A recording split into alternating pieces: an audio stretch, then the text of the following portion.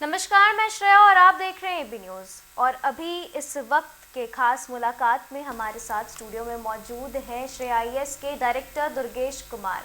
कहते हैं कि कामयाबी पानी हो तो मेहनत करनी पड़ती है और मेहनत के लिए लगन और सही गाइडेंस की ज़रूरत पड़ती है।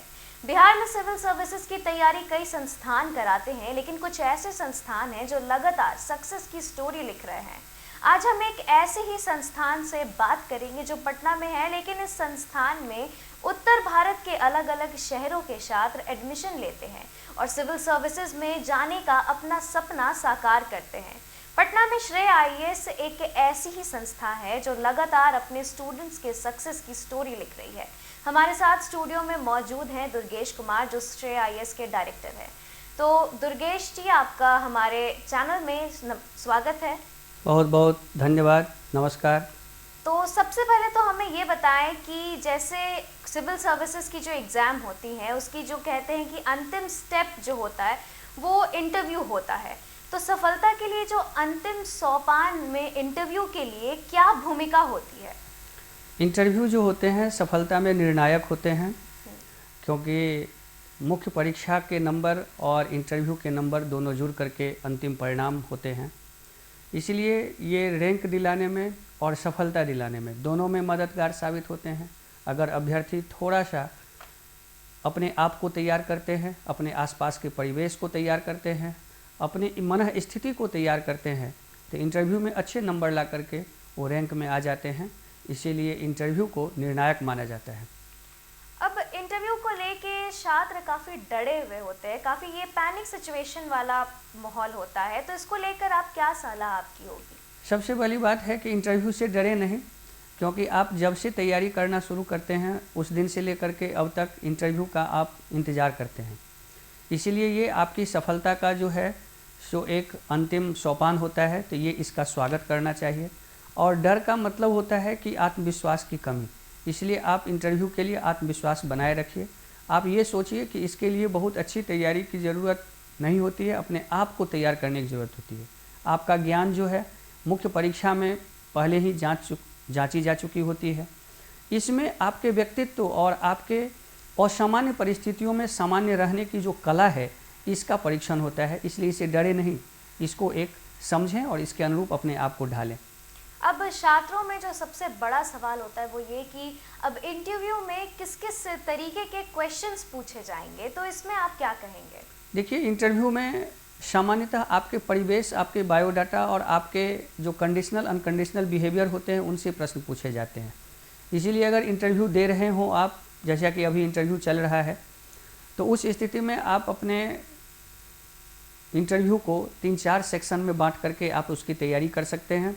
अपने बायोडाटा सेक्शन के, अपने ऑप्शनल पेपर के, अपने जो एकेडमिक ऑनर्स है उस पेपर को तैयार करिए।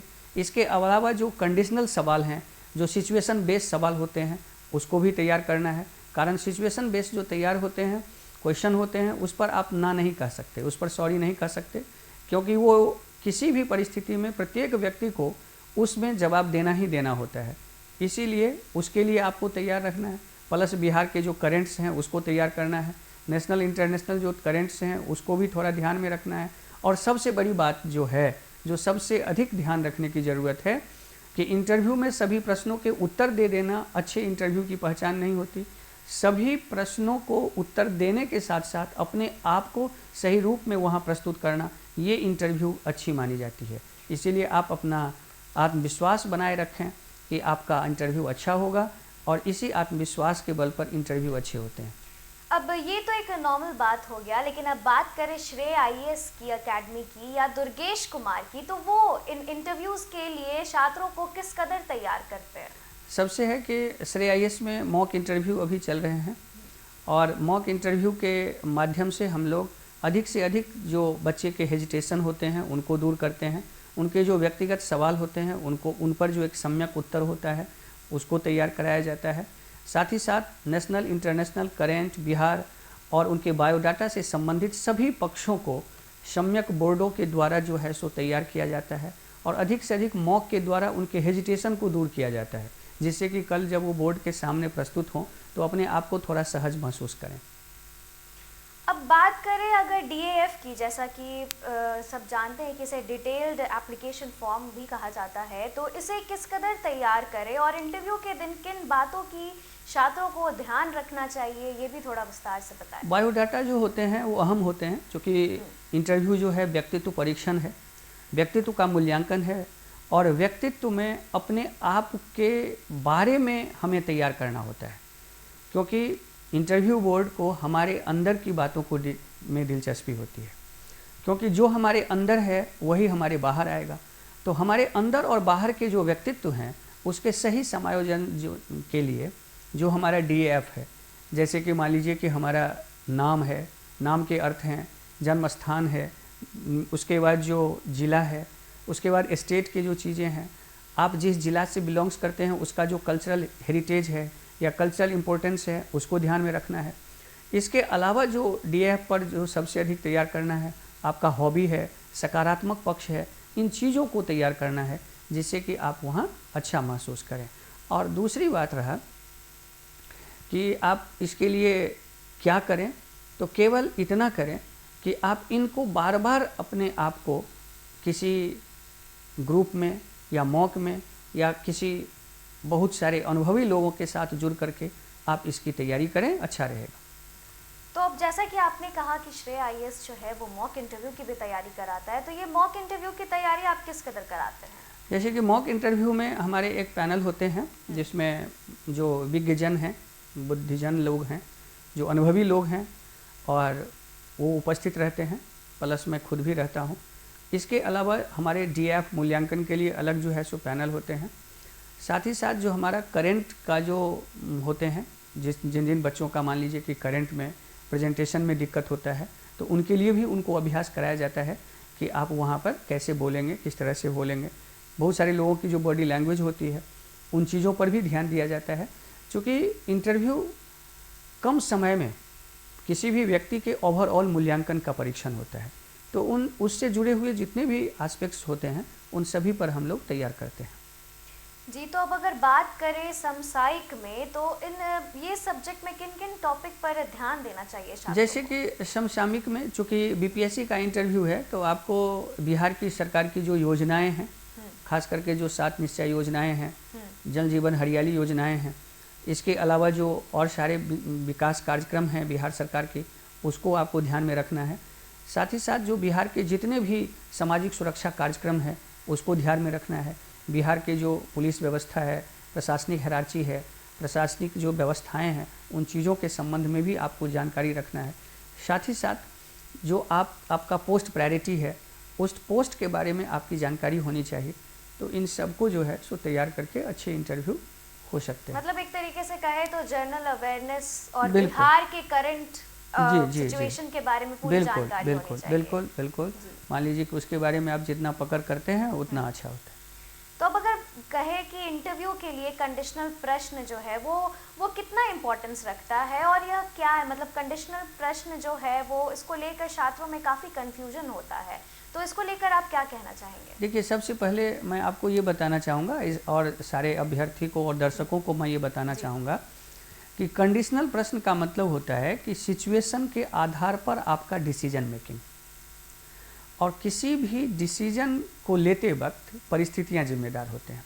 तो इंटरव्यू बोर्ड के समक्ष आपको परिस्थिति दी जाती है, उस परिस्थिति में आप क्या करेंगे ये आपसे जाना जाता है, जो तार्किक उत्तर खोजा जाता है।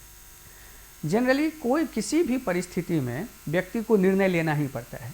जैसे कि मान लीजिए कि अभी हम आप बैठे हुए हैं, अभी चर्चा कर रहे हैं, लेकिन किसी आकस्मिक घटना के कारण अगर हम लोगों को यहाँ से निकलना पड़े तो हम कैसे निकलेंगे, उस समय में जो हमारी बुद्धिमत्ता होगी वो हमारी जो है सो बुद्धिमत्ता कहलाएगी, और वो परिस्थिति के आधार पर जो हम निर्णय लेंगे वो हमारा कंडीशनल निर्णय होगा। तो इस तरह से बोर्ड के समक्ष या बोर्ड में बहुत सारे प्रश्न पूछे जाते हैं कि आप पुलिस प्रशासन से संबंधित कंडीशन दिए जाते हैं, कोई केस स्टडी दे दिया जाता है, कोई केस का घटनाक्रम दे दिया जाता है, और उस संदर्भ में आपका जो है सो लॉजिकल उत्तर लिया जाता है और देखा जाता है कि उस पर आप किस तरह से सहज होकर के उत्तर देते हैं, कितना लॉजिकल देते हैं, कितना रेशनल देते हैं, कितना तार्किक आपका उत्तर होता है, उससे आपका मूल्यांकन होता है। मैं मानता हूँ कि इंटरव्यू में सामान्यतः तथ्यपरक प्रश्न पूछे जाते हैं, विश्लेषणात्मक प्रश्न पूछे जाते हैं और कंडीशनल प्रश्न पूछे जाते हैं। कंडीशनल प्रश्न ऐसा प्रश्न होता है जिसमें अभ्यर्थी को सॉरी नहीं कहना पड़ता है या सॉरी कहना बुरा माना जाता है। कहिएगा क्यों? क्योंकि किसी भी परिस्थिति में, ऐसी स्थिति में तो हमें चाहे अच्छा या बुरा निर्णय तो लेना ही लेना पड़ता है। तो इसीलिए ऐसे प्रश्नों को कभी ना नहीं कहना चाहिए और इस प्रश्नों पर एक सम्यक दृष्टिकोण बना लेना चाहिए, जिससे कि वहाँ पर अगर परिस्थिति जन सवाल बनते हैं तो हम उनका अच्छा से उत्तर दे सकें। तो अब अगर कहें तो जैसे सिविल सर्विसेज एग्ज़ाम जो है वो खुद में ही एक काफ़ी कहें तो भारी नाम होता है, और जो बच्चे इन सब एग्ज़ाम्स की जो तैयारी करते हैं, इन बच्चों में काफ़ी पैनिक सिचुएशन भी रहता है। तो उन बच्चों को एक मोटिवेशन के तौर पे आप क्या कहना चाहेंगे? सबसे बड़ा चीज़ है कि आपको सोचना है कि मुझे करना है। कहा जाता है कि अगर आप लक्ष्य निर्धारित करेंगे, सबसे पहला ये चीज़ होता है कि मुझे बनना क्या है। सिविल सेवा को अगर गहराई से देखेंगे तो मुझे लगता है कि सबसे आसान एग्ज़ाम है, तब जब आप उसके विभिन्न पहलुओं को समझ पाते हैं। कई बार ऐसा होता है कि तैयारी तो हम कर रहे होते हैं, लेकिन सिविल सेवा के जो डिसिप्लिन है हम उसे नहीं समझ पाते, जिसके कारण हम कई बार लक्ष्य से भटक जाते हैं। हमें पता भी नहीं चलता है कि हमें कितना, कैसे, किस प्रकार पढ़ना है। इसीलिए सिविल सेवा एक बहुआयामी तैयारी है। इस तैयारी को करते वक्त आपको धैर्य, सहनशीलता, अच्छा मार्गदर्शन, अच्छी स्ट्रेटजी की आवश्यकता है। क्योंकि अभी भी मैं देखता हूँ बहुत सारे लोग जो अभी इंटरव्यू दे रहे हैं वो पहले चांस में इंटरव्यू दे रहे हैं, पहली बार दे रहे हैं। तो अगर आपको सही तरीके से, सही निर्णय के साथ, सही गाइडेंस के साथ अगर तैयारी किया जाए तो सिविल सेवा से आसान कोई एग्ज़ाम नहीं है। लेकिन अगर इसमें भटकाव हो जाए तो फिर तो ये आपको काफ़ी नुकसान पहुंचाता है, फिर आप असहज हो जाते हैं, फिर आपको पता भी नहीं चलता है, फिर आप भटक जाते हैं। इसलिए तो उस स्थिति में सिविल सेवा से डर लगता है। अगर इसकी प्रकृति को हम समझ जाएं तो सिविल सेवा डरने का एग्ज़ाम नहीं है, बड़ा सहज और बड़ा ही अच्छा एग्ज़ाम है इंडिया का। जी, जैसा आपने कहा कि बच्चे अक्सर भटक जाते हैं, तो ये जो भटकाव है हम कहीं ना कहीं महसूस करते हैं कि बच्चे की भी तरफ से होता है, नो डाउट। लेकिन कभी कभी ऐसा होता है कि मतलब खुद म खुद वो जो कहे तो जो कंडीशन है, जो एक कहे जैसे सरकार की जो बनाई हुई चीज़ें हैं, उसमें भी कुछ ना कुछ ऐसे घोटाले, जैसे अभी हम एक बहुत ही करंट एग्जाम्पल हमारे सामने है कि पेपर लीक वाला जो बात हुआ था। तो अब इसमें ऐसे बहुत सारे बच्चे हैं जिनका हो सकता है ये आखिरी ट्रायल हो, लेकिन अब उनका बहुत ही ज़्यादा मोटिवेशन लो हो जाता है, तो हो सकता है कि वो बच्चे उस एग्ज़ाम से अब पीछे भी हट जाए। तो अब ऐसे में फिर आप क्या कहेंगे? देखिए, परिस्थिति हमारे होते रहते हैं, बच्चे को उसमें धैर्य की ज़रूरत होती है। जी बिल्कुल। और सबसे बड़ा चीज़ होता है कि हम सब की एक दायित्व होता है कि हम एक ऐसा परिवेश बनाएं जिसमें जो मेहनतकश बच्चे हैं, जो मेहनत करने वाले बच्चे हैं, वो अधिक से अधिक सफल हो पाएँ, जिससे कि न केवल लोगों का विश्वास बढ़े बल्कि लोगों में भटकाव रुके। जी बिल्कुल। तो आखिरी में अब आप क्या संदेश देना चाहेंगे हमारे दर्शक को, जो इनमें से काफ़ी ऐसे छात्र होंगे जो इसकी सिविल सर्विसेज की तैयारियां कर रहे होंगे, तो कुछ ऐसा आपके तरफ से मैसेज जो उनके काम आए?